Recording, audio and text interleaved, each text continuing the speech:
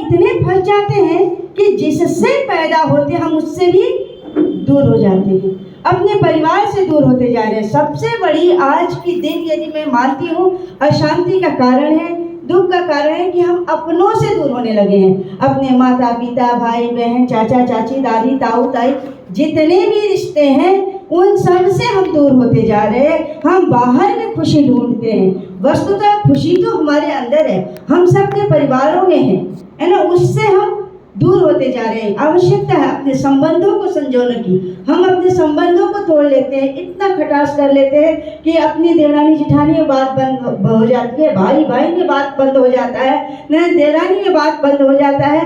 तो क्या है कि ये सारे रिश्ते एकदम टूटते जा रहे हैं। हमारे पूर्वजों को देखो, कितना उनके अंदर अपने शत्रुओं के प्रति भी हृदय में एक प्रेम का भाव हुआ करता था।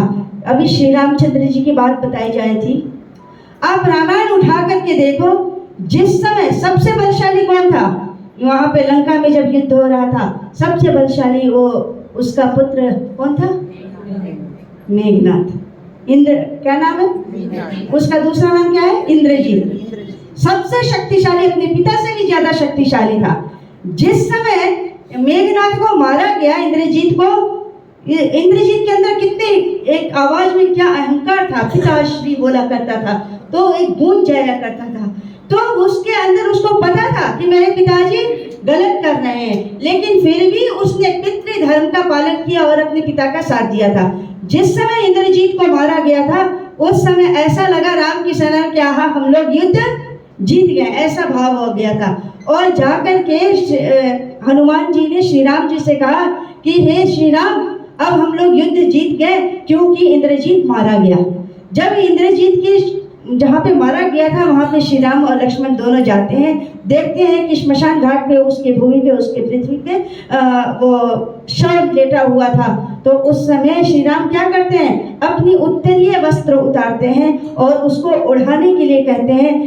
एक कोना लक्ष्मण को पकड़ाते हैं, एक कोना खुद पकड़ते हैं। श्री राम कहता है भैया ये क्या कर रहे हैं आप, ये तो हमारा शत्रु है और जिसको कि आप अपना उत्तरीय ओढ़ाने जा रहे हैं। तो उस समय श्री राम ने एक बहुत अच्छी बात कही कि भाई ये शत्रु है, ये मान था, जब तक इसके अंदर श्वास था तब तक ये शत्रु था, अभी इसके अंदर वो नहीं है श्वास, इसलिए हमारा ये कर्तव्य होता है, एक शव के समान है ये हमारे यहाँ पे हमारा कर्तव्य बनता है कि इसको उत्तरीय उड़ा दे। और वो उतार करके दोनों भाई उसको उड़ा देते हैं। जब वो शव वहाँ पे राजमहल में जाता है तो देखती है उनकी माता, कौन थी माँ? मंदोदरी। वे परम सुंदरी थी, एक अच्छी माता थी। उन्होंने अपने बच्चों को भी बहुत अच्छी शिक्षा दी थी, पति को भी वे धर्म की ओर मार्ग में चलने के लिए हमेशा प्रेरित करती रही। वो माता जब देखती है तो हृदय हिल जाता है कि हाय, इस मेरे बेटे के शव के ऊपर जो उत्तरी ओढ़ाया वो श्री राम का है। वो उठ करके खड़ी हो जाती है श्री राम के आगे हाथ जोड़ के कि हे प्रभु, इसके लिए आपको लोग भगवान समझते हैं। तो उन्होंने अपने शत्रुओं को भी सहायता किया, लेकिन हम लोग को देखो, हम अपने अपनों से भी दूर होते जा रहे हैं। आज हमारे अंदर पता नहीं कि द्वेष की अग्नि आ गई है। हम अपने से नीचे वालों को नहीं, अपने से ऊपर वालों को, यदि किसी के पास हमारे से ज्यादा है तो उसको देख के हमको जेलसी होता, हमको प्रसन्नता नहीं होती है, खुशी नहीं होती है। एक बार मैंने अपने सेवक से बोला कि भैया यहाँ पे 5 पात्र है, 5 पात्रों में घी डाल दो। तो उस सेवक ने क्या किया कि 5 में पात्र में घी डाल दिया। एक कटोरी थी, एक लोटा था, एक जग था, एक बाल्टी और एक ड्रम था। घी डालने के बाद मैंने देखा कि वो जो जग था वो बगल में देखा तो लोटे में घी था। उसको खुशी हुई कि आहा, मेरे में उससे ज्यादा घी है।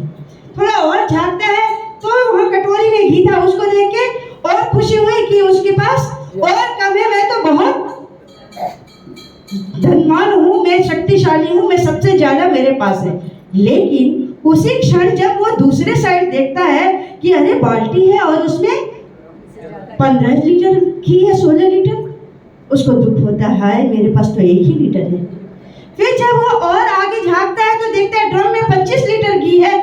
वो हृदय उसका हिल जाता है और अपने आप को बहुत छोटा समझता है।